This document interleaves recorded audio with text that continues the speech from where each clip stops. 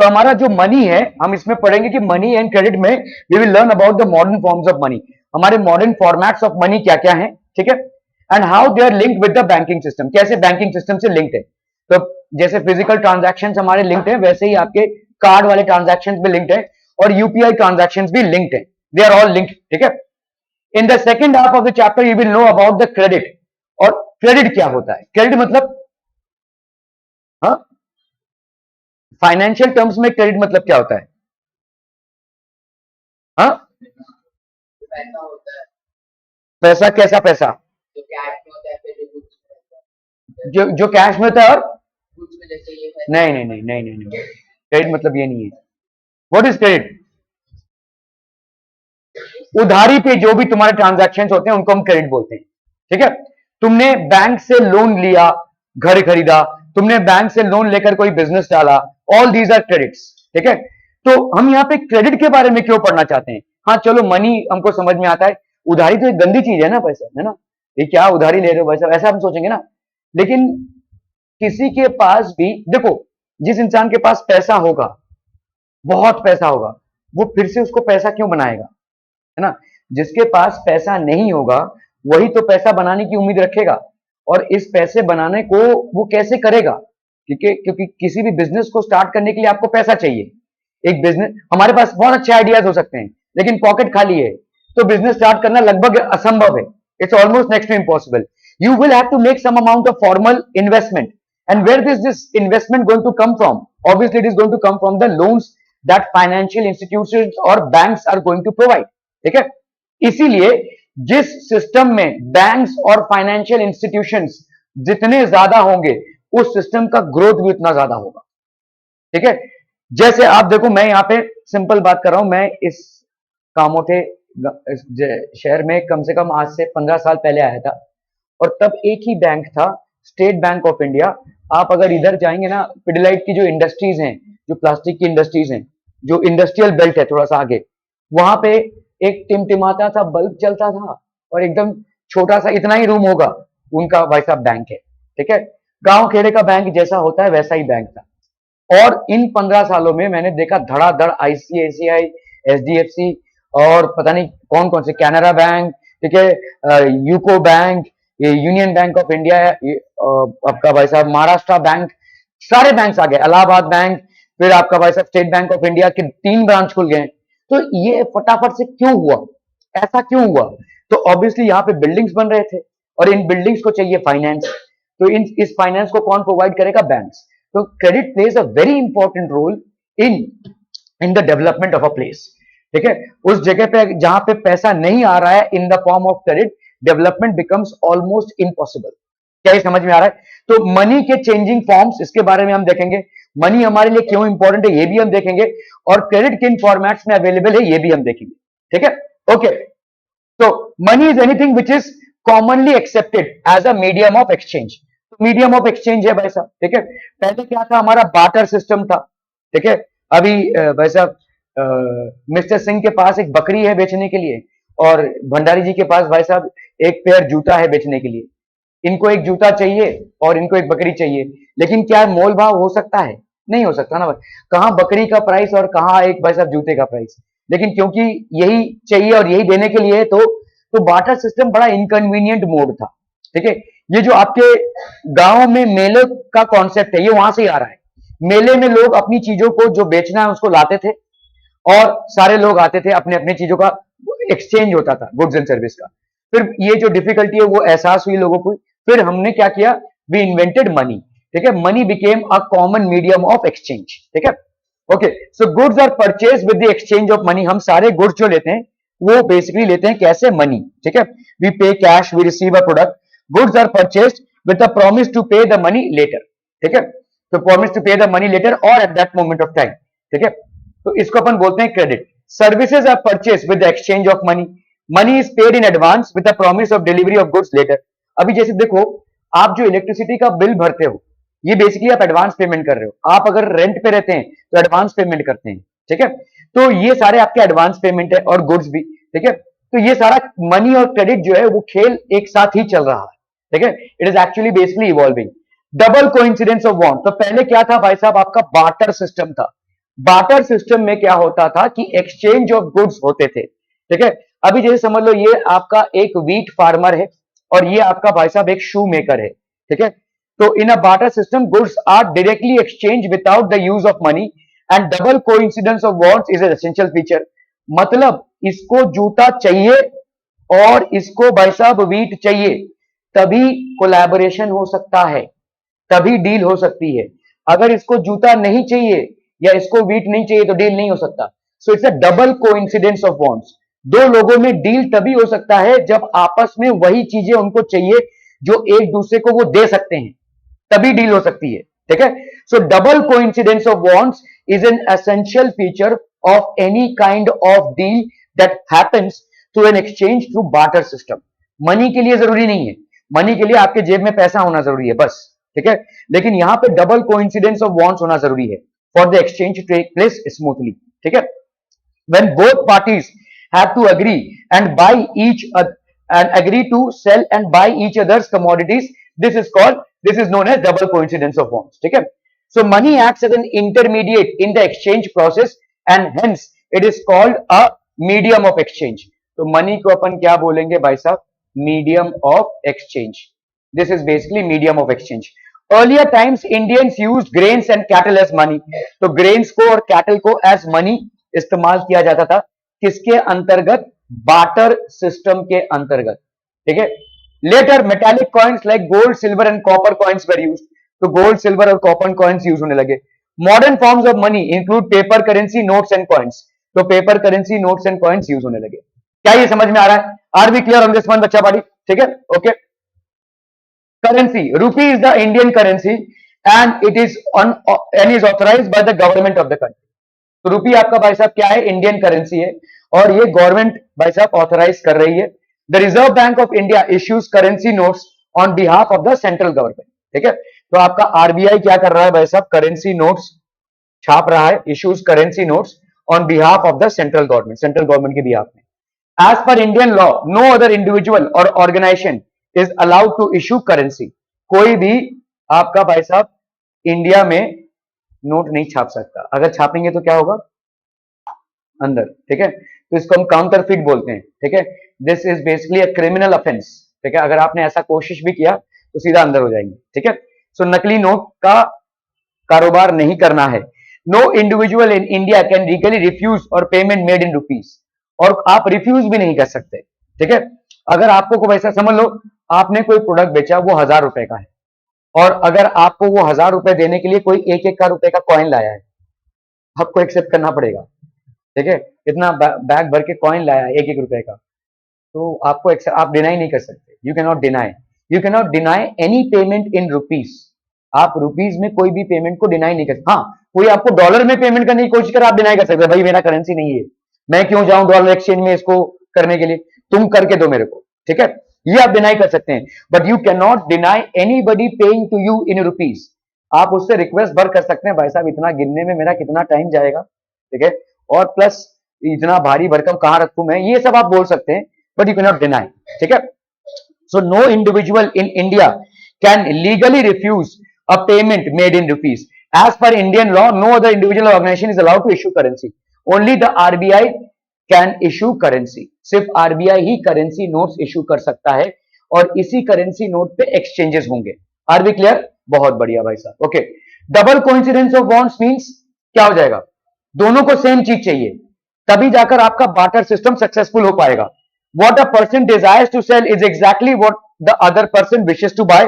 What a person desires to sell is exactly what the other person also wishes to sell, ठीक है। What a person desires to buy is exactly what the other person also wishes to buy. ये तो same ही हो गया ना, ठीक है। तो आपका ए भी होगा, B desires to sell, desires to buy. अच्छा, बाय बाय, यहाँ पे दोनों बाय बाय हो गया, तो इसको भी बाय बाय कर देते हैं अपन, ठीक है। यहाँ पे भाई साहब दोनों भी सेल सेल हो गया, तो ये भी भाई साहब, तो एक का सेलिंग और एक का बाइंग भाई साहब कोइंसिडेंस होता है। एक जो बेचना चाहता है, दूसरा वो खरीदना चाहता है, तभी तो डील हो सकती है ना, as per double coincidence of wants. So this will be a. Clear है? This will be a. Okay okay okay. Since money acts as an intermediate in the exchange process, it is called a medium of trade, medium of exchange, medium of business or medium of transaction. B medium of exchange, आप exchange कर रहे हैं goods and services को in terms of money, you are paying for the goods and services, ठीक है। Okay, name the system in which the double coincidence of bonds is an essential feature, barter, money economy, global economy, none of these, barter system, ठीक है। Double coincidence of bonds in which the double coincidence of bonds is an essential feature, it is barter system, ठीक है, clear है। A financial institution where customers can save or borrow money as per their needs. तो ये एक financial institution है where customers can save or borrow money as per their needs. So a financial institution where customers can save or borrow money as per their needs. Banks mediate between those who have surplus funds and those which are in need of these funds. तो banks भाई साहब क्या करते हैं, जिनके पास extra funds हैं और जिनके पास रिक्वायरमेंट है फंड्स की, उनके बीच में क्या करते हैं, मीडिएट करते हैं, ठीक है, क्लियर है भाई। अर्जुन भाई, कॉकरोच की चटनी मुबारक, ठीक है।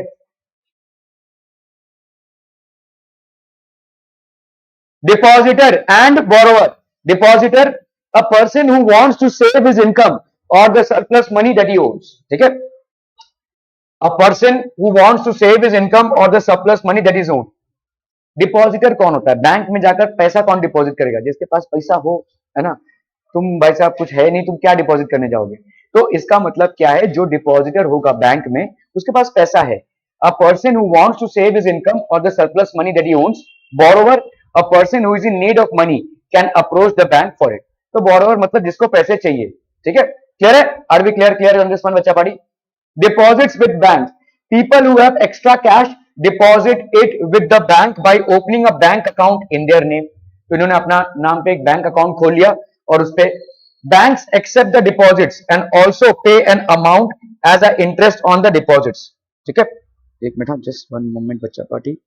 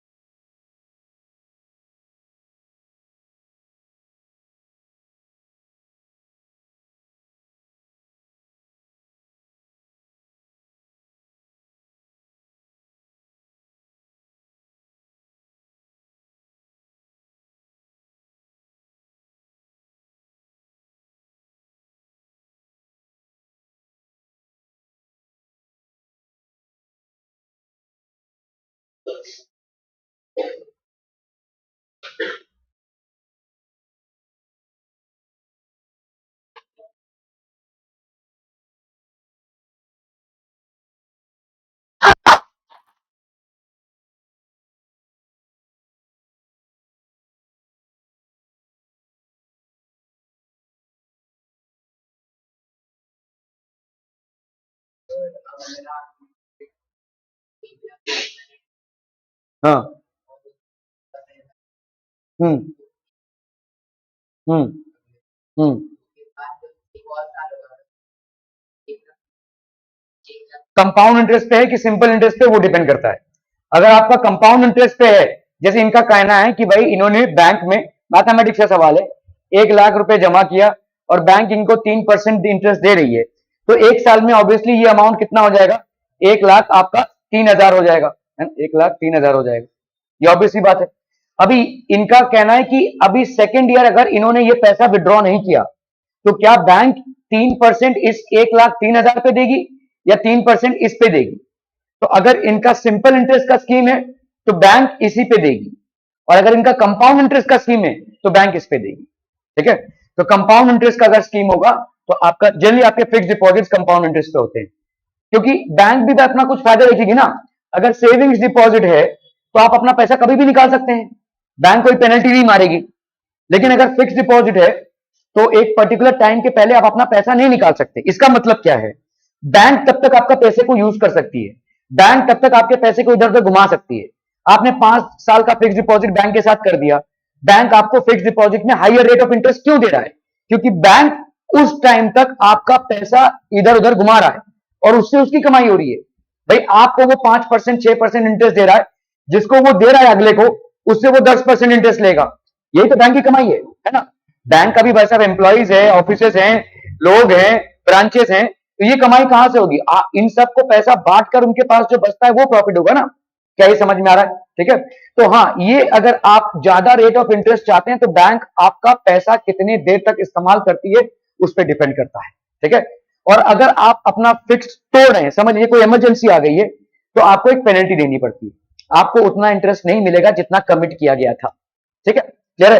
Okay, so banks accept the deposits and also pay an amount as interest on the deposit. ठीक है, in this way people's money safe with the banks and earns an amount as interest. तो bank में एक interest earn होता है। ठीक है, people also have the provision to withdraw the money as and when they require. ठीक है, तो जब जब उनको चाहिए वो निकाल सकते हैं। हाँ, ये जरूर है कि अगर आपने फिक्स कर दिया है तो एक फिक्स पीरियड ऑफ टाइम के पहले आप पैसा नहीं निकाल सकते, और अगर आप ऐसा करने जा रहे हैं तो आपको पेनल्टी देना पड़ेगा। ठीक है, are we clear on this one बच्चा पार्टी? समझ में आ रहा है?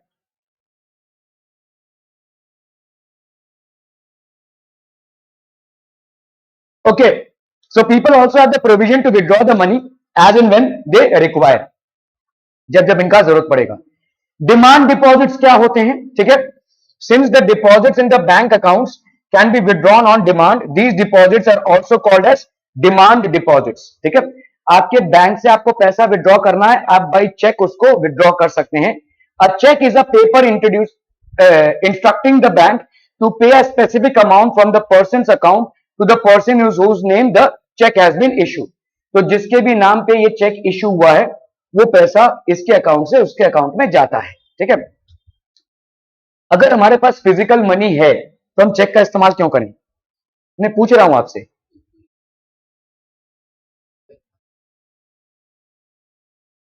नहीं, समझ लो मैं तुम्हें 3,000 रुपए मेरे को देना है, मैं तुमको कैश दे सकता हूं 3,000 रुपए, बैंक से कैश लाया मैंने दे दिया, मैं तुमको चेक दे रहा हूं, क्यों?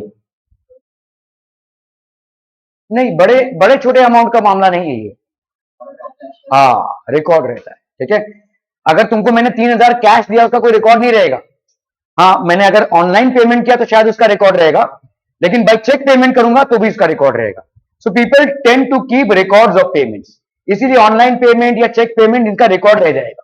ठीक है, बैंक मेरे बैंक अकाउंट से तुम्हारे बैंक अकाउंट में गया, इसका रिकॉर्ड है। तुम कल को उनको बोलोगे नहीं मिला ही नहीं पैसा, ठीक है, तो मैं दिखा दूंगा ना भाई साहब ये है, कोर्ट ऑफ लॉ में तुम मुझे चैलेंज नहीं कर सकते। ठीक है, so generally people tend to pay anything like this by checks. The facility of checks against demand deposits makes it possible to directly settle payments without the issue of cash.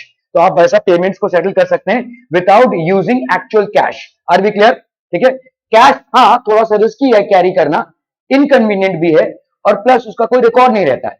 आपने bank से 3,000 रुपए लिए हैं, मतलब ATM से withdraw किया है, लेकिन किसको देने के लिए लिया ये तो नहीं आ रहा ना भाई साहब रिकॉर्ड में, जब तक आप उसको भाई साहब बाई चेक ट्रांसफर नहीं कर रहे हैं या ऑनलाइन ट्रांसफर नहीं कर रहे हैं। ठीक है, okay, banks income after got the car loan of ₹100 at 5% interest on it. तो लोन मनी कितना है भाई साहब? ₹100, इंटरेस्ट कितना है? 5%। तो भाई साहब ये कितना हो जाएगा, उसको कितना पेमेंट देना पड़ेगा? 105 रुपए। ठीक है, okay, Akshay deposit ₹100 in the bank, in return you would get 2%। तो मतलब अक्षय को कितना उसने 100 रुपीज डिपॉजिट किया और उसने कितना, उसको कितना मिल रहा है? 102, और उसको कितना बैंक ले रही है उससे? 105। तो बैंक का इनकम कितना हो गया? 105 माइनस 102 दैट इज 3 रुपए। आप बोलेंगे बस इतना सा? नहीं भाई, हजारों लाखों की तादाद में अकाउंट्स हैं और करोड़ों के ट्रांजैक्शन हो रहे हैं। कोई 100 रुपए में कार लोन नहीं लेता है और कोई 100 रुपए का डिपॉजिट भी नहीं करता है। ठीक है, तो हजारों की तादाद में भाई साहब ये डिपॉजिट्स हो रहे हैं। The amount is big and in huge numbers. तो ये आपको जो 3 दिख रहा है ये एक्चुअली 3 करोड़ 4 करोड़ का मामला होगा। ठीक है, ऑन एन एवरेज डेली। ठीक है, सो आपका भाई साहब यहां पे कितना हो गया? बैंक का मुनाफा ₹3। ठीक है, सो बैंक का प्रॉफिट जो है वो ₹3 आया। क्यों? क्योंकि डिपॉजिटर ने ₹100 डिपॉजिट किया, इंटरेस्ट कितना था 2%। बैंक लोन था ₹100, बोरोवर ने भाई साहब इंटरेस्ट, तो रीपेमेंट भाई साहब कितना हो गया, रिसीव मनी, तो आपका बैंक का हो गया ₹3। क्या समझ में आ रहा है? Are we clear on this one? The difference between what interest is charged from the borrowers and what interest is paid to depositors is the bank's main source of income or profit. कितना interest borrower से charge हुआ है और कितना interest depositors को पे हुआ है is the banks main source of income और प्रॉफिट। यही भाई साहब बैंक का मेन इनकम और प्रॉफिट है। ठीक है, क्लियर है? All the banks act as a mediator between dash and dash. Rural people, urban people, literate, illiterate people, government, depositors and borrowers. Depositors and borrowers. ठीक है, कौन डिपॉजिट कर रहा है और कौन बोरो कर रहा है, इसके बीच में बैंक एक मेडिएटर है। Are we clear? ओके।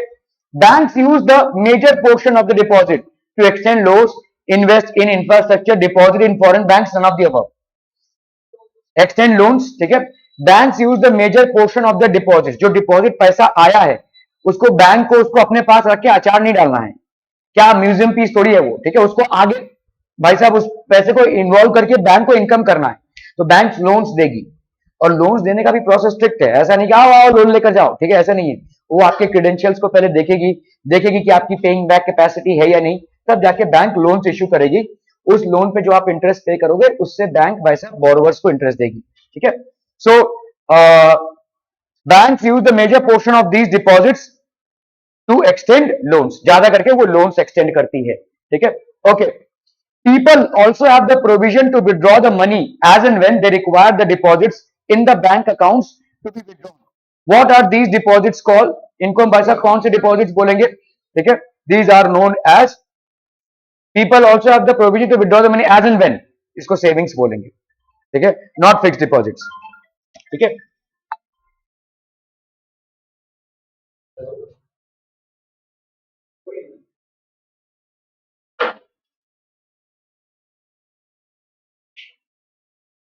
में आ जाओ।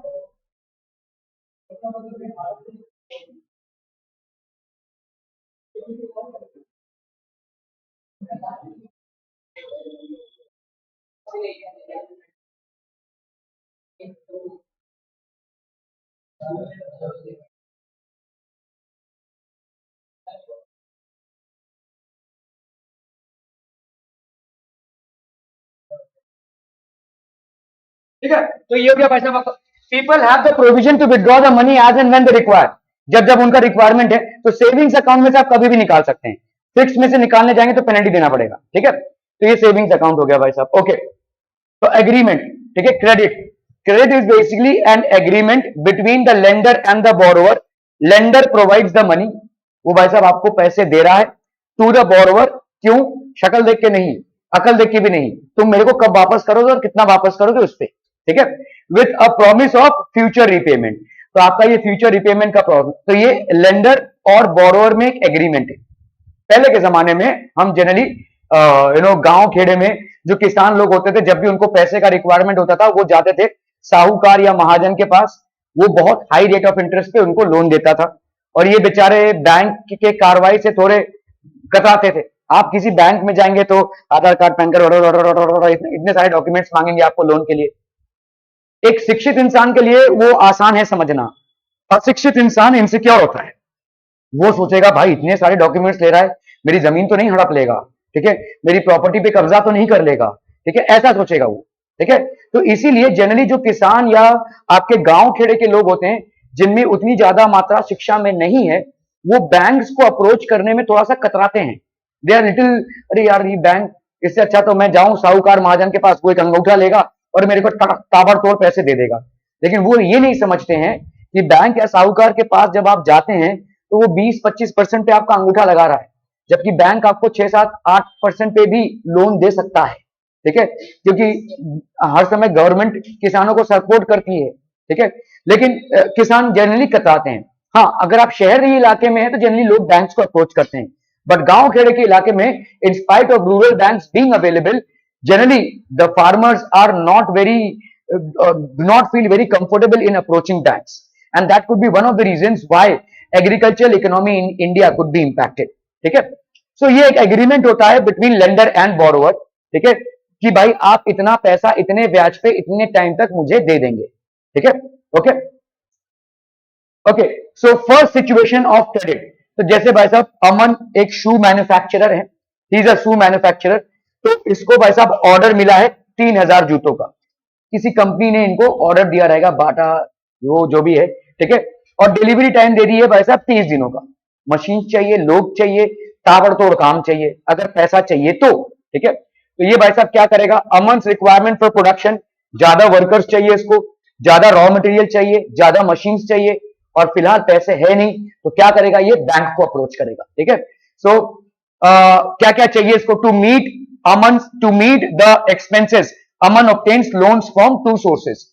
एक तो leather from supplier and advance payment of 1,000 shoes, ठीक है। तो इसने भाई साहब एडवांस पेमेंट लिया और लेदर फ्रॉम सप्लायर, ये लोन के हिसाब से लिया। जो उसका सप्लायर है, जो उसको रेगुलरली सप्लाई करता है, उसने बोला भाई देख मेरे को ये 1000 जूते बनाने दे, तू मेरे को लेदर सप्लाई करते रहे, जैसे ही मेरा ये सब बिक जाएगा, डील क्लोज हो जाएगी, पैसे आ जाएंगे, तो मैं तुमको पेमेंट कर दूंगा।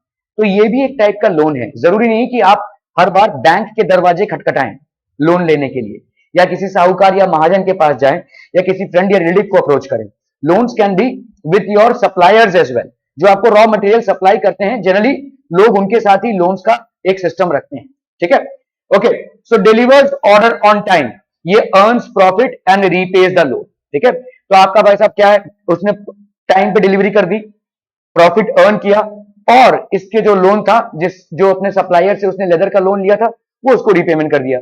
सब लोग भाई साहब मुनाफे में, ठीक है। सप्लायर ने भी किसी एक पर्टिकुलर अमाउंट पे ही उसको दिया रहेगा ना, उसने भी पैसा कमाया ही रहेगा, है कि नहीं। ओके, अभी second situation of credit, Shanti is basically a small farmer, ये एक छोटी मोटी फार्मर है भाई साहब। She cultivates sugar cane on a land, sugar cane cultivate करती है ये, ठीक है। Shanti takes a loan from a money lender, तो मनी लेंडर से इसने लोन लिया भाई साहब, ठीक है, to meet the expenses of cultivation. तो कल्टीवेशन के एक्सपेंसेस को मीट करने के लिए किसी गांव के साहूकार या महाजन से इसने पैसे उधार लिए। अब ये फंस गई, ठीक है, क्योंकि वो इसको 20-25% पे लोन देगा, ठीक है। Okay, Shanti's crops are infested with pest, crop है भाई साहब, कुछ हम बता नहीं सकते, हो सकता है प्राकृतिक कोई आपदा आ जाए, बहुत गर्मी या बहुत ठंडी पड़ जाए, या कोई ऐसा सिचुएशन आ जाए कि पेस्ट लोग ने अटैक कर दिया, पूरी की पूरी फसल बर्बाद हो जाए। मेनी थिंग्स कैन हैपन, ठीक है। Hence, Shanti is unable to repay the loan because of poor harvest. तो वो जो लोन उसने साहूकार या महाजन से लिया था, she is not able to repay the loan because of this poor harvest. ठीक है, तो अब क्या होगा भाई साहब, next year Shanti takes a fresh loan and this time harvest was normal, but due to Shanti's less earnings she falls into debt trap. इसने अगले साल के लिए फिर से लोन लिया, ठीक है। चलिए इस बार खेती बाड़ी अच्छी हुई, लेकिन ये धीरे धीरे उसका जो उधारी है वो बढ़ता जा रहा है, वो एक ट्रैप में फंसती जा रही है, ठीक है। सोल्यूशन, अभी इसके पास और कोई सोल्यूशन नहीं है, वो अपने जमीन का थोड़ा बहुत हिस्सा बेच देती है, और ऐसे करते करते करते करते एक टाइम आता है जब खुद उसकी पूरी जमीन बिक जाती है, और वो उसी जमीन पे एज अ फार्मर काम करती है, लेबरर काम करती है। अभी उस जमीन की वो मालिक नहीं रही, ठीक है। ये गांव में छोटे मोटे किसानों का अक्सर यही हाल होता है, ठीक है, क्योंकि वो बैंक्स को या गवर्नमेंट से लोन लेने में कतराते हैं। बहुत सारा डॉक्यूमेंटेशन का प्रोसेस है, किसी महाजन या साहूकार से लोन फटाक से मिल जाता है, लेकिन वो मिलता है 25-30% पे, बहुत हाई रेट ऑफ इंटरेस्ट है। कभी थोड़े से फसल की आमदनी कम हो गई या कुछ हुआ, ऊपर नीचे तो होता ही रहता है, उधारी बढ़ती जाती है, और फाइनली एक ऐसा स्टेज आता है कि धीरे धीरे धीरे धीरे पूरा लैंड ही उनको गिव अप करना पड़ता है, ठीक है। ओके, सो पॉजिटिव फॉर अमन, तो अमन का भाई साहब क्या हो गया, देखिए, completed production on time and gain profit, इसने बराबर प्रोडक्शन टाइम पे कर लिया और प्रॉफिट इसने कमा लिया, और अगला अपना पैसा भी चुकता कर लिया इससे भाई साहब। Negative for Shanti, crop failure, fail into debt trap and sold her land, तो इसके लिए तो पूरा नेगेटिव हो गया भाई साहब, ठीक है। क्रॉप फेलियर हो गया, डेट ट्रैप में फंस गई, अपना लैंड बेचना पड़ा, ठीक है। use of credit depends on the risks associated and whether there is some support in case of any loss, ठीक है। तो क्या क्या रिस्क है और अगर कोई सपोर्ट है कि नहीं in case of any loss, ठीक है। कि आप जब क्रेडिट ले रहे हैं किसी से भी, ठीक है, जैसे देखो ये जो अमन था, इसको ऑलरेडी ऑर्डर आ चुका था, ठीक है, और एडवांस पेमेंट भी आ चुका था, तो पैसा तो आने वाला है। ठीक है, तो इसने लेदर वाले से उधारी में लेदर लेकर जूते बना दिए, क्योंकि ये पूरा डील फिक्स था। ठीक है, तो इसका रिस्क फैक्टर बहुत कम था। शांति ने जो लोन लिया था वो डिपेंड करता है वेदर पे, वो डिपेंड करता है क्रॉपिंग पे, वो डिपेंड करता है सीड्स पे, वो डिपेंड करता है हार्वेस्टिंग पे, वो डिपेंड करता है कितना पानी का सप्लाई मिला, whether she was able to protect the crops from pest which she was not able to. ये सारी चीजों पे डिपेंड करता है। जितनी आपकी डिपेंडेंसी बढ़ेगी उतना रिस्क फैक्टर भी बढ़ने लगेगा। ठीक है, जितना आपका किसी काम में डिपेंडेंसी फैक्टर कम होगा, रिस्क फैक्टर भी उतना ही कम हो जाएगा। रिस्क यहां भी है, लेकिन compare to Shanti the risk was less. ठीक है, people borrow money to purchase क्या क्या, वैसा tractors, cars, house etcetera. The borrower needs to pay an interest on the loan taken. Obviously भाई साहब एक परसेंटेज आपको इंटरेस्ट में देना पड़ेगा, और ये मेजर पर्सन होता है।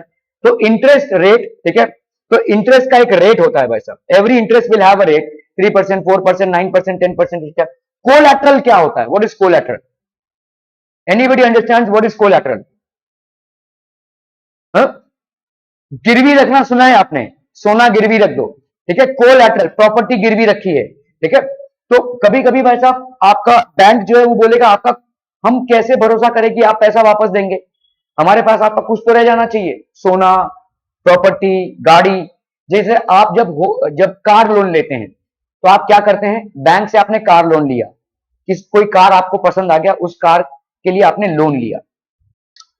जैसे आपने लोन लिया तो बैंक क्या करेगी भाई साहब, बैंक उस कार को मॉर्गेज कर रही है। मतलब जब तक आप अपना लोन चुकता नहीं कर देते हैं, कार एक्चुअली बैंक का ही है। ठीक है, हाँ आप यूज कीजिए पर्सनल, और या आप मतलब उसको ट्रांसपोर्ट में यूज करना चाहते हो, वो आपकी मर्जी। लेकिन कार का ओनर एक्चुअली अभी तक बैंक है, जब तक आप अपना लोन रीपे नहीं करते हैं। वैसे ही घर भी है, अगर घर आपने लोन पे लिया रहेगा, जब तक आप अपना लोन रीपे नहीं करते तब तक घर के ओरिजिनल डॉक्यूमेंट्स बैंक के पास रहेंगे।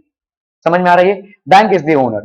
ठीक है, फिर उन ओरिजिनल डॉक्यूमेंट्स को छुड़वाने के लिए आपको पूरा लोन टर्म कंप्लीट करना पड़ेगा। ठीक है, तो ये हो गया आपका कोलैटरल।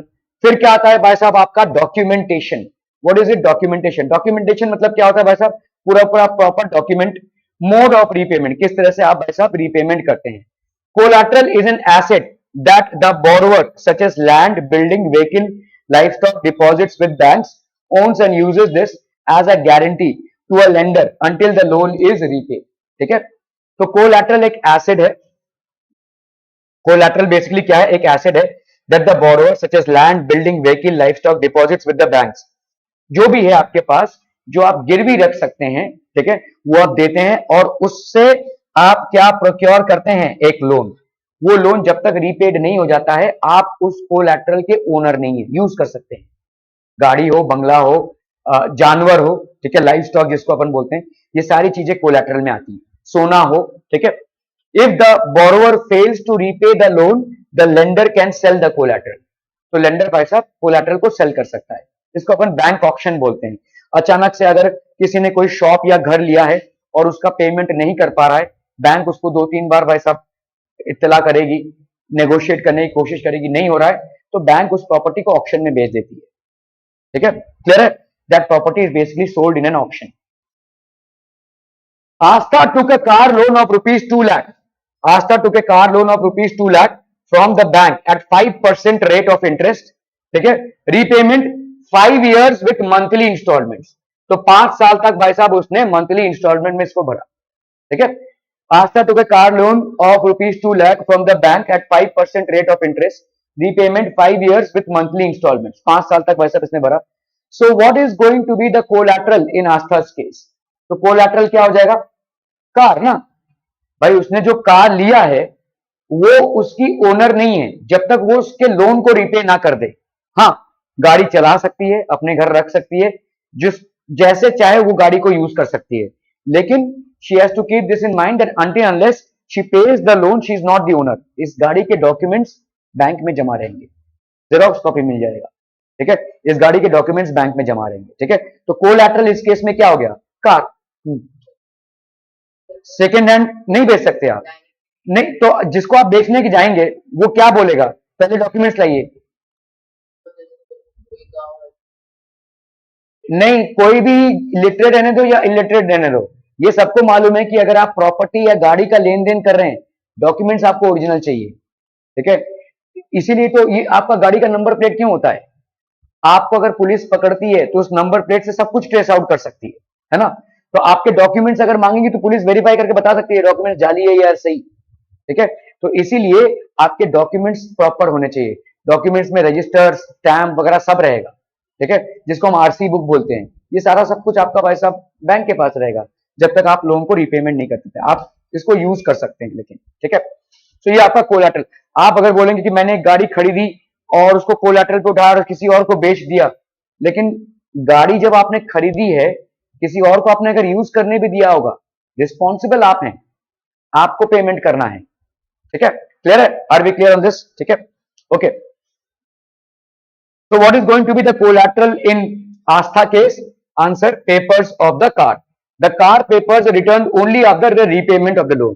ये जो कार पेपर्स हैं, ये किसके पास रहेंगे भाई साहब? बैंक के पास रहेंगे। Only after the loan repayment along with the proper interest has been done will she be able to get an access of the original papers, and only then will she be able to resell the car. तभी जाकर वो car को resale कर सकती है, ठीक है। क्या ये समझ में आ रहा है? If Asta fails to repay her loan, the bank will confiscate her car. अगर वो लोन रीपे नहीं कर पा रही है तो बैंक उसके कार को कॉन्फिस्केट कर लेगी। Terms of credit for Aastha includes, तो क्या था भाई साहब? कोलैटरल, डॉक्यूमेंटेशन, उसका घर का एड्रेस, आधार कार्ड, पैन कार्ड, उसका इनकम एक्सपेंस, ये स्टेटमेंट, एंड इंटरेस्ट रेट, ठीक है।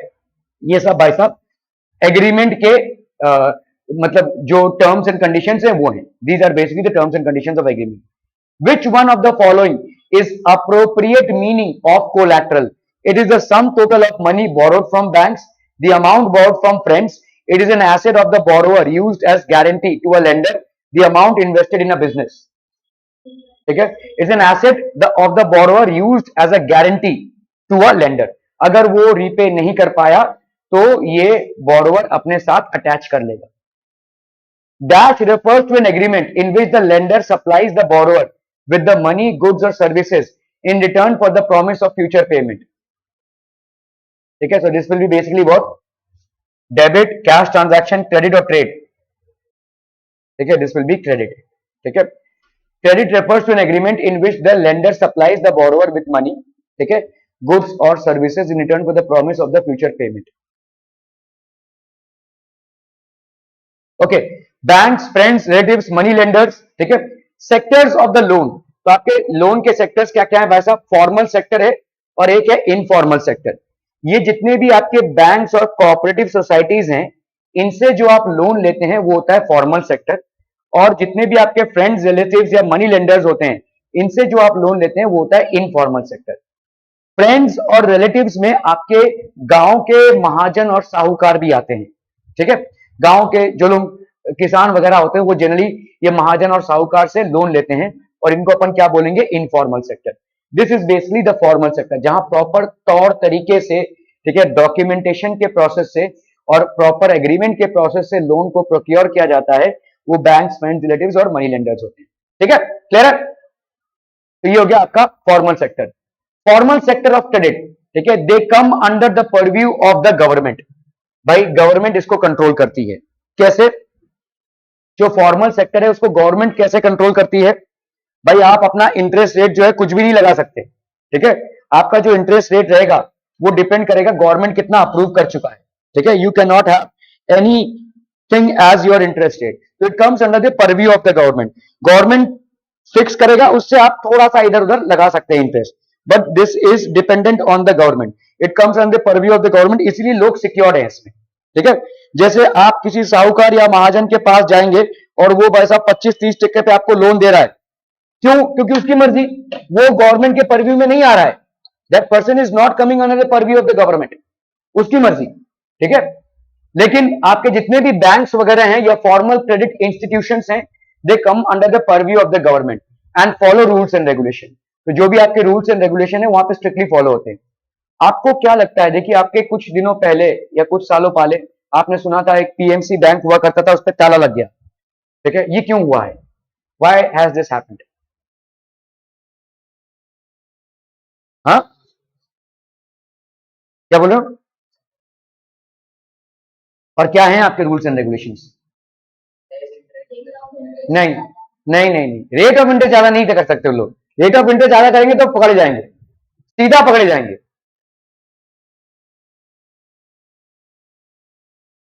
नो, क्या हो जाएगा बोलो? नहीं नहीं, ये जो बैंक्स हैं, अभी समझ लो बैंक के ओनर्स हैं, बैंक की फैमिली है ना कोई तो बैंक को ओन करता होगा। वो आपस में ही भाई साहब लोन बांट रहे हैं लोगों को, रिश्तेदारों को लोन बांट रहे हैं। ऐसा बहुत बार हुआ है, ठीक है। क्रेडिट चेक कुछ हुआ नहीं, लोन ऐसे ताबड़तोड़ बांटे हैं, ठीक है। तो आरबीआई पकड़ लेगी इसको और फिर बैंक में ताला पड़ जाएगा, क्योंकि now the investors money is at risk, ठीक है। ये लोन सब कैंसिल करवाएगी और इसको ताला बनाएगी जब तक सारे पैसे जो है वो वापस इन्वेस्टर्स के पास ना चले जाए। Until unless the entire money is returned back to the investors, no future transactions will take place, ठीक है। सो इस तरह की चीजें होती हैं। The terms of credit are fixed, example collateral, documentation, etc. तो जो भी लोन आप ले रहे हैं ऐसे फाइनेंशियल इंस्टीट्यूशन से, उसमें terms of credit are fixed, collateral हो गया, डॉक्यूमेंटेशन हो गया, etcetera. Rate of interest on borrowers is less, ये लेस होता है। बैंक से अगर आप लेंगे तो आपका 7-8%, 9% ज्यादा, ठीक है। अलग अलग लोन्स होते हैं, कहीं पे आपने होम लोन, कहीं पे पर्सनल लोन, कहीं पे आपने बिजनेस लोन, ऐसे अलग अलग लोन्स पे अलग अलग रेट ऑफ इंटरेस्ट बैंक्स देते हैं, ठीक है। Okay, Besides banks, the other major source of cheap credit in rural areas are the cooperative societies. ये गवर्नमेंट की कोऑपरेटिव सोसाइटीज होती हैं। मुझे एग्जांपल दे सकते हैं कोऑपरेटिव सोसाइटीज की? नहीं नहीं नहीं, एनजीओ नहीं, एनजीओ नॉन गवर्नमेंटल ऑर्गेनाइजेशन है। मदर डेयरी, ठीक है। आपके जितने भी अमूल, मदर डेयरी, क्या है वो, एक और जितने भी, लिज्जत पापड़, ये सब आपके कोऑपरेटिव्स हैं। यहां पे क्या हुआ है, देखो, कोई एक इंसान अपने भैंस का दूध लेकर आकर बोलता है कि भाई मुझे इसको शहर ले जाना है। भाई साहब जब तक वो शहर लेकर आएगा वो दूध का दही बन गया होगा, ठीक है, खराब हो गया। लेकिन ऐसे बहुत सारे फार्मर्स अगर एक मिल्क बैंक में मिल्क को जमा करते हैं और इस मिल्क को शहर में ला जाकर भाई साहब स्टेरलाइज करके जो भी ये बेचा जा रहा है, तो इसका मतलब इसमें बहुत सारे फार्मर्स इन्वॉल्व हैं, तो उसको अपन बोलेंगे एक cooperative. This is basically known as a cooperative, ठीक है। सो ऐसे कोऑपरेटिव सोसाइटी से भी फार्मर जनरली लोन ले सकते हैं या लोग जनरली लोन ले सकते हैं, ठीक है। So members pool their resources in the account of the cooperative, तो सब लोग अपना अपना पैसा इस कोऑपरेटिव में डाल के रखते हैं। बिजनेस चलाना है सबको, ठीक है, तो सब लोग अपना अपना थोड़ा सा हिस्सा इसमें एज अ फंड जमा करके रखते हैं इस कोऑपरेटिव का हिस्सा होने के लिए। They take loans from banks, they extend loans to those in need. तो ये कोऑपरेटिव्स क्या करते हैं, इन कोऑपरेटिव्स के पास बहुत बड़ा पैसा जमा हो जाता है, इस पैसे के हिसाब से वो और बड़ा पैसा बैंक से लोन ले सकते हैं, ठीक है, और इनको अवेल करा सकते हैं। अभी देखो कोई किसान है, उसका बैंक बैलेंस 10,000 रुपए, उसको लोन चाहिए 50,000 रुपए, तो भाई साहब बैंक भी बोलेगी तुम अपना जमीन गिरवी रखो या कुछ गिरवी रखो, तो किसान के लिए थोड़ा मुश्किल पड़ जाएगा। लेकिन अगर वो किसान किसी कोऑपरेटिव सोसाइटी का मेंबर है और उस कोऑपरेटिव सोसाइटी में 50 लाख रुपए जमा हो गए सबके तरफ से, तो उस 50 लाख पे वो और 50 लाख बैंक से एज अ लोन ले सकती है और उस लोन पे उतना ही इंटरेस्ट रेट लग रहा है, ये इस किसान को दे सकते हैं। तो कभी कभी ज्यादा करके कोऑपरेटिव से किसान एसोसिएटेड होते हैं ताकि कम रेट ऑफ इंटरेस्ट पे गवर्नमेंट के लोन्स को अवेल कर सके, ठीक है। एग्जांपल्स कृषक कोऑपरेटिव, ठीक है। The RBI supervises the functioning of formal sector loan. RBI बहुत क्लोज वॉच रखता है सारे बैंक्स पे, सारे ट्रांजैक्शंस पे और स्पेशली सारे लोन अप्रूवल्स पे। आपके लोन डॉक्यूमेंट्स क्या क्या जमा हुए हैं वो सब आपको अटैच करने पड़ेंगे।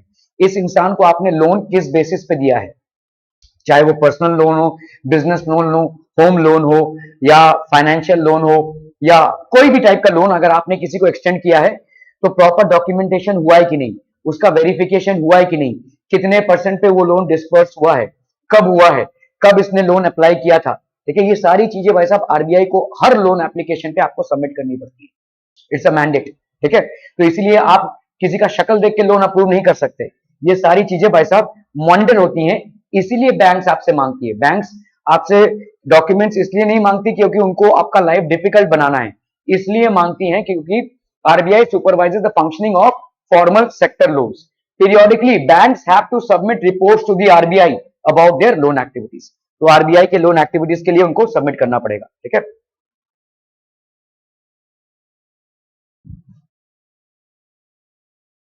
तो banks have to submit the reports to RBI. इनको भाई साहब अपना रिपोर्ट आरबीआई को देना पड़ेगा और आरबीआई में ये ऑडिट होगी, रिजर्व बैंक ऑफ इंडिया में. The Reserve Bank of India ensures that banks lend money not only to profit making businesses but also to small cultivators and entrepreneurs. ठीक है. तो ये पैसा जितना बटेगा, बटेगा मतलब ऐसे उड़ाना नहीं है. ठीक है. जो लोग इस पैसे का इस्तेमाल करके ज्यादा प्रोडक्टिविटी सोसाइटी में बढ़ाएंगे, एम्प्लॉयमेंट बढ़ाएंगे, गुड्स एंड सर्विसेज का प्रोडक्शन बढ़ाएंगे, उन तक ये पैसा प्रॉपर टाइम पे पहुंचना चाहिए. ठीक है. और इसीलिए गवर्नमेंट के लिए बैंक्स बहुत इंपॉर्टेंट होते हैं. ठीक है. क्योंकि गवर्नमेंट तो पैसा बांटते नहीं फिरेगी, बैंक्स पैसा बांटेंगे. लेकिन ये कब बांटेंगे? अभी कोई किसान है, वो बैंक के पास जाता है, अभी मुझे खेती बाड़ी करनी है, अभी मुझे बीज बोना है, अभी भाई साहब फसल देना है, पानी डालना है, तब जाकर फसल होगी, अभी टाइम है. मैं गया एज अ किसान किसी बैंक में और वो बैंक मेरे को घुमा ही रहा है, घुमा ही रहा है. 3-4 महीने बाद मेरा लोन अप्रूव हुआ. उस लोन का मैं क्या करूं? जब पैसा आया तब सीजन जा चुका था. ठीक है. So improper timing of loan approval is not going to make any sense. So the government has to ensure that for an agrarian economy like India to survive, it is very important that loans to proper needy people are dispersed on time with the proper rate of interest and as well as proper documentation. ठीक है. ये बहुत important हो जाता है. ठीक है. कोई आप समझ लीजिए कोई सीजनल धंधा है, जैसे मैं यहाँ पे कोल्ड ड्रिंक्स का एक स्टॉल खोलना चाहता हूँ या किसी कोल्ड ड्रिंक्स का दुकान खोलना चाहता हूँ या आइसक्रीम का दुकान खोलना चाहता हूँ. गर्मी का सीजन चल रहा है, अभी पीक आवर्स है. ठीक है. अभी भाई साहब मेरे को अगर बैंक लोन देती है तो मैं फटाफट ये स्टॉल डालकर फटाफट पैसा कमा सकता हूं.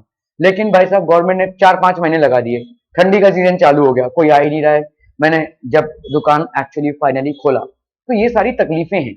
इन सब चीजों को समझना बहुत जरूरी है कि कितने रेट ऑफ इंटरेस्ट पे कब और कैसे लोन्स एक्चुअली डिस्पर्स हो रहे हैं. क्योंकि आपका एक सोसाइटी का विकास तब तक नहीं हो सकता जब तक उसमें प्रॉपर तरीके से पैसे का फ्लो ना हो, timely as well as in requirement. ये होना चाहिए.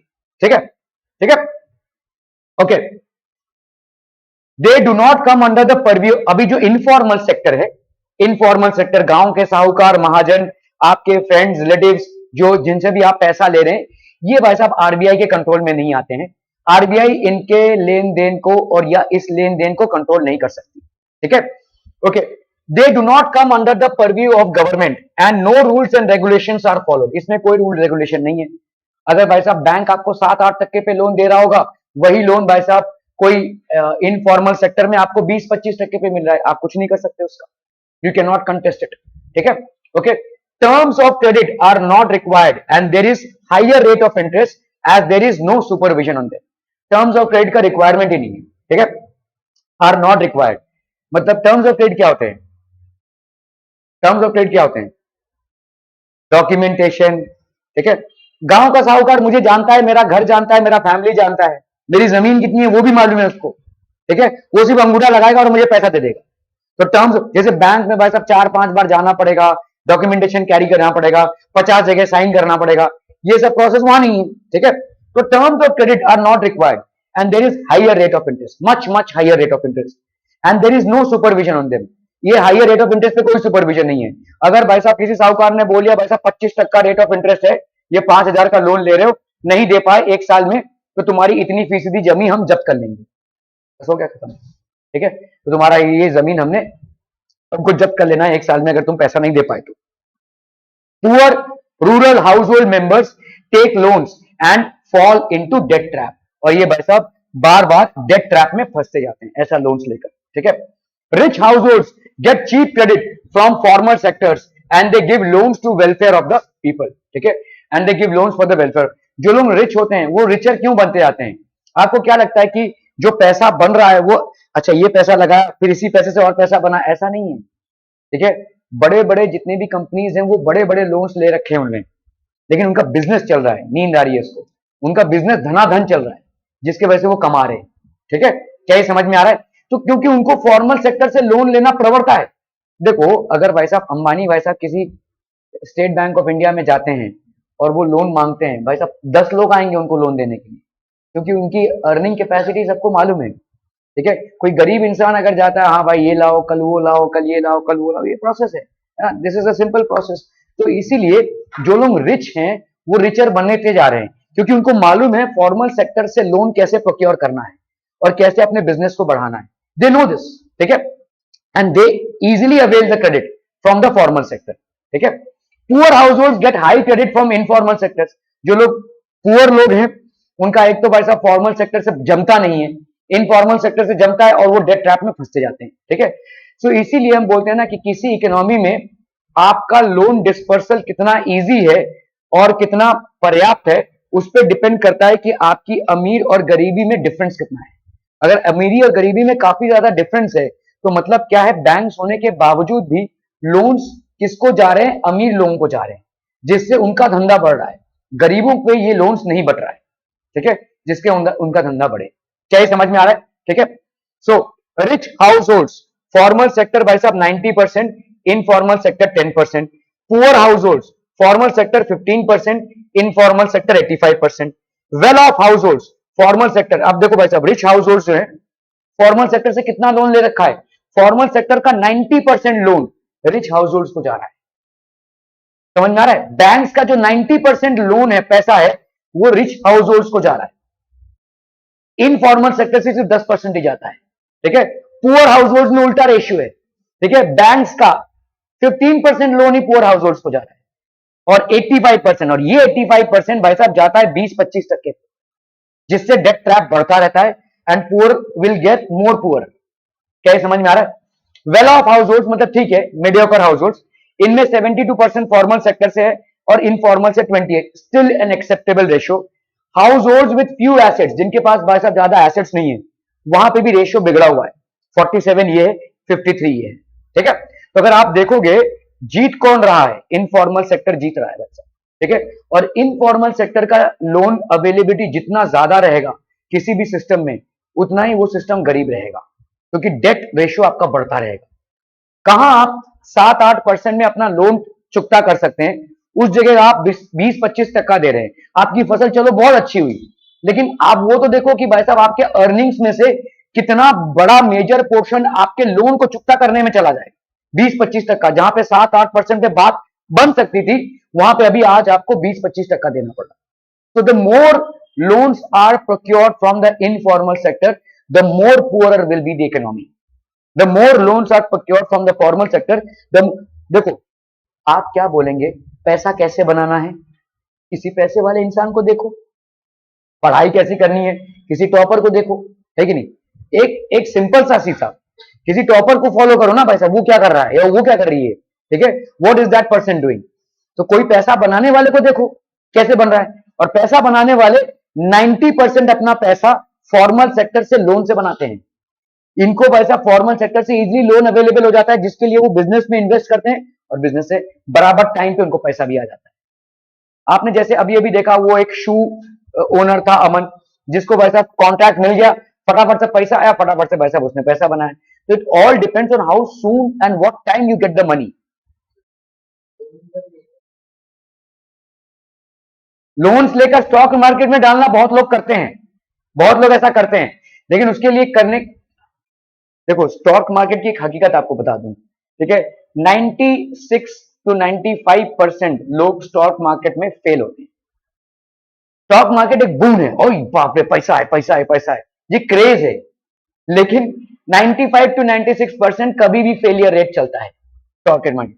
4 या 5% लोग ही उसमें पैसा कमाते हैं, तभी तो वो, भाई देखो स्टॉक मार्केट एक लॉटरी के बराबर है, लग गया तो लग गया, नहीं लगा तो नहीं लगा। अभी आप जैसे लॉटरी लगा रहे हैं, इतने सारे लोग उसमें 5-5 रुपए डाल रहे हैं, कमाएगा कोई 1 करोड़ के, चला गया, ऐसा है। ठीक है, तो वैसे ही चलेगा वो स्टॉक मार्केट। स्टॉक्स में लोग इन्वेस्ट करेंगे, ठीक है, उस इन्वेस्टमेंट का क्या वैल्यूएशन होता है, वो एक लॉटरी की तरह है, एक ही कोई प्रॉफिट कमाएगा।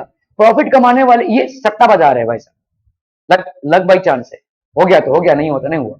ठीक है, और जहां पे भी लक फैक्टर है, उस वहां पे ऐसा होगा कि सिर्फ 2 या 3% ही जीतेंगे। उससे ज्यादा आप जितना अफोर्ड कर ही नहीं सकते, स्टॉक मार्केट क्रैश हो जाएगा। अगर भाई साहब आपका 15 से 20% हो गया या 40% हो गया, लोग प्रॉफिट कमा रहे हैं, उस स्टॉक मार्केट ही क्रैश हो जाएगा। कभी आपने सुना है कि वैसा कोई लॉटरी कंपनी है जिसने सबको पैसा बांटा? नहीं ना, वैसा पॉसिबल ही नहीं है। ठीक है, so that is how stock markets work. अगर आप लोन लेकर पैसा इन्वेस्ट कर रहे हैं स्टॉक मार्केट में और आप इस लूजर क्लैन में आ रहे हैं, तो आप और ज्यादा डेट ट्रैप में फंस जाएंगे। इसीलिए वो एक एडवाइजेबल चीज नहीं है। अगर आपने पैसे कमाए हैं और उस पैसे का 10% हिस्सा आप अलग रख रहे हैं या 20% हिस्सा आप अलग रख रहे हैं, ये कमा लिया है आपने, ये लोन का पैसा नहीं है, ये आपने प्रॉफिट कमाया है, इसको आप आगे स्टॉक मार्केट में समझ लीजिए बहुत सूझबूझता के साथ लगा रहे हैं, then it can be called a wise decision.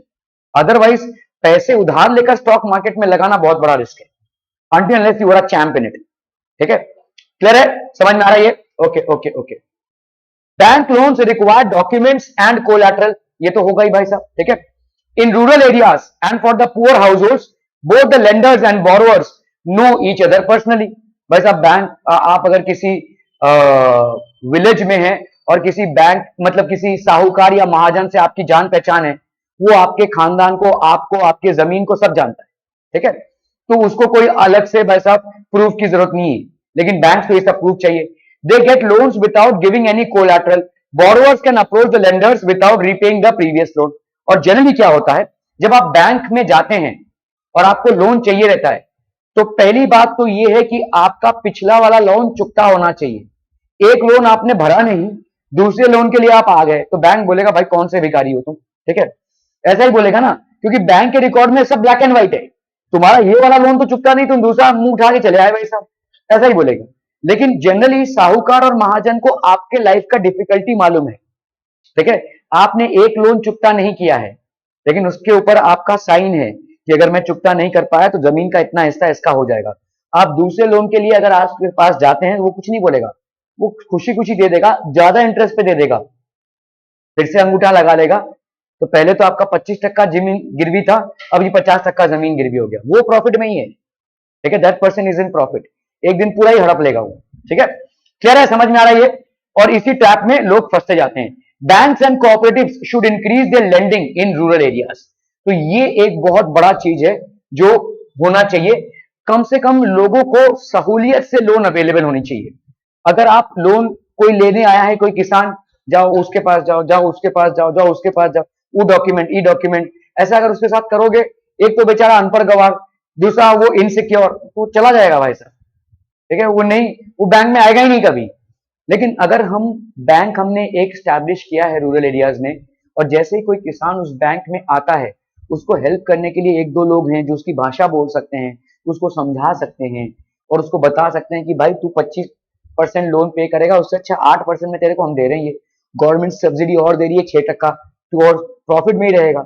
अगर ऐसे हम उसको समझा सकते हैं तो वो किसान का भरोसा जीत सकते हैं, है ना। पैसे तो उसको लेने ही है, चाहे हमसे ले चाहे साहूकार से ले। ठीक है, they will lead to less dependency on informal sectors and everyone will use these loans. ठीक है, जितना ज्यादा इनफॉर्मल सेक्टर पे डिपेंडेंसी रहेगी, आपकी इकोनॉमी उतनी ही गरीब रहेगी। ठीक है, okay, it will help to increase their earnings as the rate of interest will be less. ठीक है, cheap and affordable credit is crucial for the country's development. किसी भी कंट्री के डेवलपमेंट के लिए चीप और अफोर्डेबल क्रेडिट होना चाहिए। आपने देखा भाई साहब, आपके जो बड़े बड़े रिच लोग हैं, वो 90% क्रेडिट बैंक से अवेल करते हैं, तभी तो वो और रिचर होते हैं, क्योंकि उस पैसे को वो घुमाते हैं आगे बिजनेस में, and they earn from it. ठीक है, so the more and more credit is available from banks for a particular area, the more developed the economy will be in that particular area। उस area में economy उतना ही develop होगा, उस reason में economy उतना ही develop होगा, उस country में भी इकोनॉमी उतना ही डेवलप होगा। क्या ये समझ में आ रहा है? ठीक है, the more develop the economy will be in that area. Which one of the following is a formal source of credit? Traders, cooperative societies, money lenders, friends and relatives? Cooperative societies. Which of the following statements is false? There is no organization which supervises the credit activities of lenders in the informal sector. RBI stops the money lenders from using unfair means to get their money back. Which of the following statements is false? There is no organization which supervises the credit activities of lenders in the informal sector. ये true है भाई साहब, RBI इसमें नहीं आएगा. तुमने उससे उधारी लिया था, तुम जानो, हमने थोड़ी बोला था. ठीक है, तो आरबीआई इसमें इंटरफियर नहीं करेगी. It is true. ठीक है, इनफॉर्मल सेक्टर से अगर आप लोन ले रहे हो तो उसको सुपरवाइज करने वाला कोई नहीं है. ठीक है, RBI stops the money lenders from using unfair means to get their money back. नहीं, मनी लेंडर्स हैं, उनसे तुमने क्यों उधारी ली? हमने थोड़ी बोला था. तुम बैंक में जाते थे. बैंक से अगर कुछ हुआ है तो हम देखेंगे. ठीक है, compare to the formal lenders,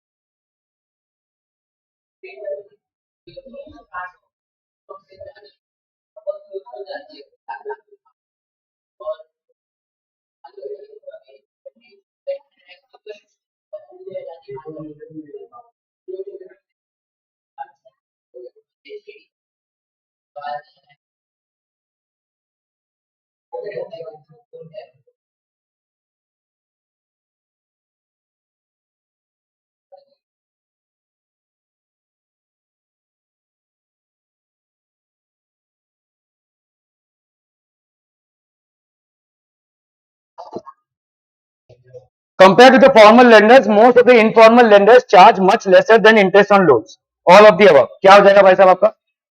बताइए, which of the following statements is false? See, compared to the formal lenders, most of the informal lenders charge much lesser interest on loans. ठीक है, क्लियर है, समझ में आ रहा है? Formal lenders, most of the informal lenders charge much less. नहीं, ये कहां से सीखा? फॉल्स. विच, हाँ ये फॉल्स है. This is a false statement. ठीक है, ये फॉल्स स्टेटमेंट होगा. ठीक है, okay. Organised credit is also called informal credit, formal credit, cooperative credit, none of these. ठीक है, ऑर्गेनाइज्ड क्रेडिट को क्या बोलते हैं अपन? Formal credit. ठीक है, क्लियर है, समझ में आ रहा है? Okay. After a year or two, if the group is regular in savings, it becomes eligible for availing loan from the bank. एक दो साल के बाद, if the group is regular in savings, अगर वो regular saving कर रहा है, it becomes available for availing loan from the bank. अगर कोई अपना एक थोड़ा सा savings कर लेता है तो वो आराम से बैंक से लोन ले सकता है. Loan is sanctioned in the name of the group and is meant to create self-employment opportunities for the members. ठीक है, loan is sanction in the name of the group. Group पे loan sanction होता है and is meant to create self employment opportunities for the members. ठीक है, most of the important decisions regarding the savings and loan activities are taken by the group members. ठीक है, most of the important decisions regarding the savings and loan activities are taken by the group members. Any case of non-repayment of loan by any one member is followed up seriously by other members in the group, and because of this feature, banks are willing to lend self-help groups without collateral. तो आपके कुछ self help groups होते हैं. ठीक है, इसमें क्या होता है, जैसे समझ लो आपका जो बिल्डिंग का अकाउंट है वो भी एक कोऑपरेटिव सोसाइटी है. ठीक है, समझ लो एक बिल्डिंग में ये सारे लोग रहते हैं और मैं भी रहता हूं और मैं अपना मेंटेनेंस नहीं भर रहा हूं. कोई तकलीफ है मुझे, मेरा फाइनेंशियल कंडीशन नहीं है, जो भी है, तो बिल्डिंग वाले लोग क्या करेंगे? अभी मैंने 4 महीने नहीं भरा, 5 महीने में, तो आपने मेरे को कॉल किया, भाई सर कर दो. ठीक है, तो मैं बोलूंगा हाँ 1 महीना और दो. फिर आपने कॉल किया, फिर आपने कॉल किया, सब लोग आप मेरे साथ कॉल करने लगोगे. ठीक है, तो अभी मेरे बिल पे इंटरेस्ट भी लग रहा है. ठीक है, तो ये होता है, इसको अपन बोलते हैं सेल्फ हेल्प ग्रुप. ये आपका सेल्फ, जो मैं मेंटेनेंस भर रहा हूं उस मेंटेनेंस से आपका इलेक्ट्रिसिटी, पानी, ये सब आ रहा है, ठीक है, या वॉचमैन, इनकी पगार, ये सब भी इस मेंटेनेंस से जा रहा है, ठीक है। इसको सेल्फ हेल्प ग्रुप बोलते हैं। सेल्फ हेल्प ग्रुप को भाई साहब बैंक फटाक से लोन देती है। Bank will avail loan to self help groups. अगर समझ लो कि बिल्डिंग में काम करवाना है, अगर बिल्डिंग अपना जो फंड्स है वो बैंक के पास रख के, भाई हमारे पास इतना फंड्स है, आप हमको लोन दे सकते हैं क्या, वो बोलेंगे हाँ ले लो, क्योंकि उनको दिख रहा है इतना इनकम है इनका, इतना मंथली मेंटेनेंस इनका आ रहा है, तो वो फटाक से लोन दे देंगे, ठीक है। लेकिन अगर कोई इंडिविजुअल लोन लेने जाएगा तो शायद उतनी जल्दी लोन ना मिले। तो सेल्फ हेल्प ग्रुप में क्या है, बहुत लोग इन्वॉल्व हैं, पैसा नहीं आया तो पैसा निकालने के लिए बहुत लोग हैं। अभी मैंने अगर अपना मेंटेनेंस नहीं भरा तो आगे के 15 लोग मेरे को कॉल कर रहे हैं, समझ में आ रहा है। तो बैंक का काम आसान हो रहा है ना, समझ में आ रहा है ये। तो बैंक बोलेगा कि भाई मैं किसी इंडिविजुअल को लोन दूं और किसी सेल्फ हेल्प ग्रुप को लोन दूं, इसमें जमीन आसमान का फर्क है। सेल्फ हेल्प ग्रुप मेरा ही काम करके दे देगा, क्या पैसा नहीं आएगा तो उन लोग ही कॉल करेंगे, समझ में आ रहा है ये। So this will be basically an extension. तो any case of non repayment of loan by any one member is followed up seriously by other members, ठीक है, in the group, and because of this feature banks are willing to lend self help groups without any collateral. Which of the following is not a feature of the self help group? It consists of 15 to 20 members or more. Here members pool their savings which acts as collateral. Loans are given at nominal rate of interest. It is an informal source of credit. D, informal source of credit. भाई self help group जो है वो तो formal source of credit हो जाएगा, ठीक है, वो तो और भी कम लोन में, कम रेट ऑफ इंटरेस्ट में प्रोवाइड करेगा, okay. Which of the following is the newer way of providing loans to the rural poor, particularly women? Cooperative banks, Grameen banks, self-help groups and money lenders, ठीक है। So which of the following is newer way of providing loans to the rural poor, particularly women? तो आपका भाई साहब ग्रामीण bank है, this is the newer way, ठीक है, ग्रामीण बैंक का स्टैब्लिशमेंट हुआ है।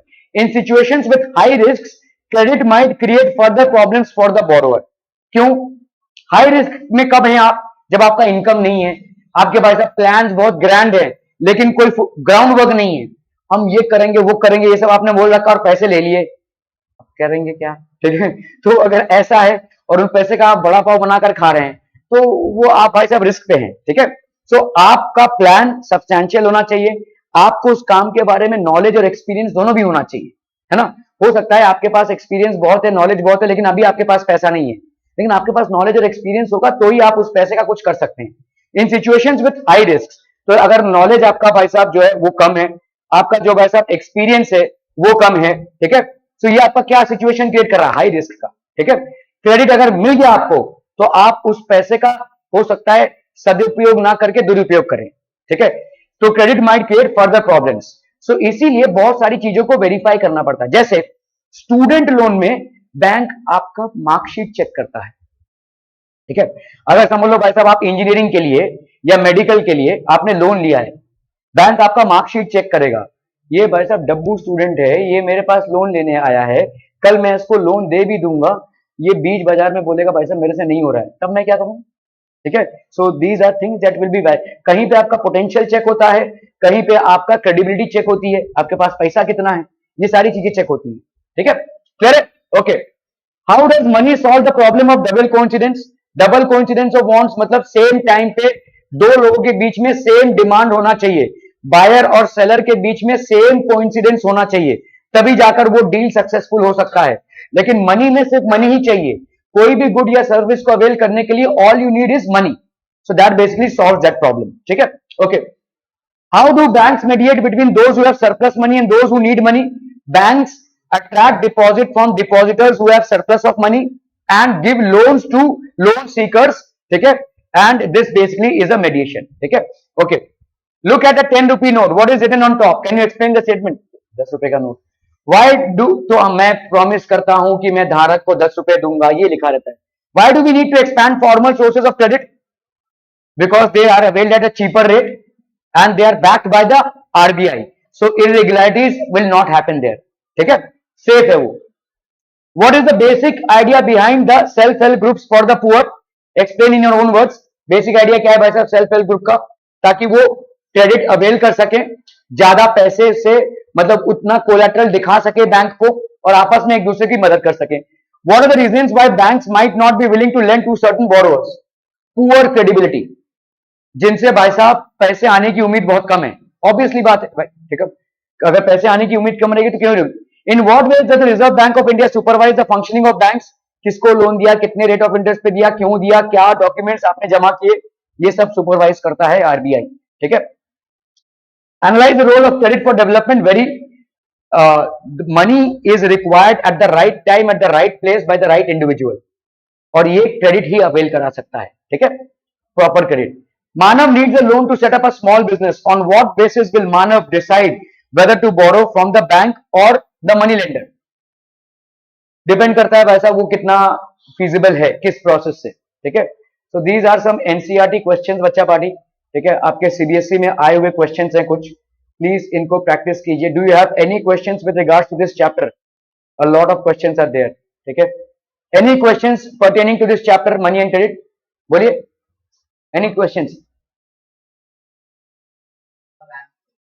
ओके, डॉक्यूमेंट लगता है, बहुत बड़ा, बहुत बड़कम, भारी भरकम। इनऑफिशियल, मतलब कोई गांव में चला गया कोने में, अनऑफिशियली आप बैंक नहीं खोल सकते, अनऑफिशियली आप लेंडर बन सकते हैं। नहीं तो वही बोल रहा हूं, आप मनी लेंडर बन सकते हैं लेकिन बैंक नहीं खोल सकते, ठीक है। और मैं नाम का तो हाँ, तो आप अपना मनी लेंडरिंग, आप, मेरा फाइनेंशियल इंस्टीट्यूट है, मैंने अपने नाम से फाइनेंशियल इंस्टीट्यूट। HFR बैंक, अरे नहीं, बैंक नहीं डाल सकते आप, बैंक नहीं डाल सकते। Bank means a different thing. आप आरबीआई से आपका एनरोलमेंट होगा, आपको परमिशन मिलेगा तो ही आप कर सकते हैं।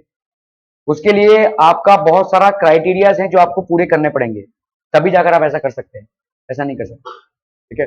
आप फाइनेंशियल इंस्टीट्यूशन खोल सकते हैं, जैसे गांव में साहूकार महाजन लोग लोन लेते हैं, आप भी लोन दे सकते हैं, लेकिन to operate as a bank you will need special approvals and permissions, क्योंकि आप बहुत कुछ कर सकते हैं ना।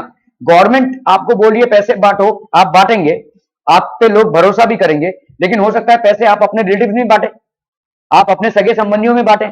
आपने भाई साहब लोन, आपका बेटा आया, आपको उसको भाई साहब 0% इंटरेस्ट पे लोन दे दिया, आपका कोई साला आया, उसको भाई साहब आपने 2% लोन पे इंटरेस्ट दे दिया, कि वो कर सकते हैं ना आप, ठीक है। That is something that you can do, ठीक है। So in order to regularise this the RBI supervises on these things, ठीक है।